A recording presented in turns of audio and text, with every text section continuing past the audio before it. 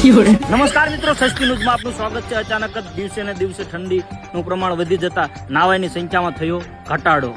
કીર્તિ પટેલ અને ખજૂરભાઈના ઝઘડાનો આવશે હવે ટૂંક સમયમાં જ અંત। આખું ગુજરાત એ રાહ જોઈ રહ્યું છે કે ખજૂરભાઈ ક્યારે થશે લાઈવ।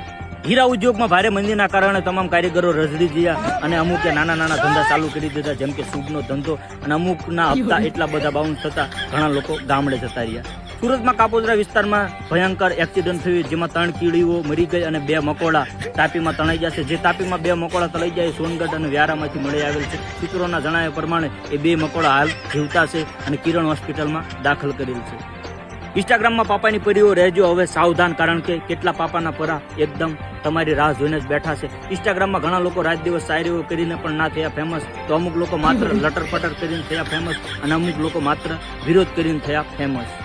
ઇન્સ્ટાગ્રામમાં 10-10 વર્ષના છોકરા પ્રેમમાં ભાગી જતા 24-25 વર્ષના તમામ છોકરાઓ જતા રહ્યા ડિપ્રેશનમાં।